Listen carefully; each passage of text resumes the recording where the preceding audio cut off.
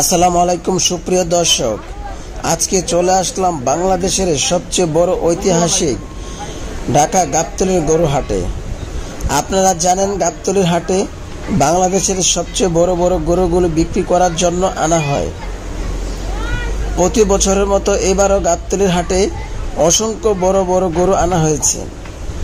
আমার সামনে আপনারা যে গরুটি দেখতে পাচ্ছেন, মাশাআল্লাহ বিশাল সুঠামদের একটি দানবীয় ষাঁড় গরু। গরুটি মাশাআল্লাহ সাদা কালোর কম্বিনেশনে খুবই চমৎকার লাগতেছে।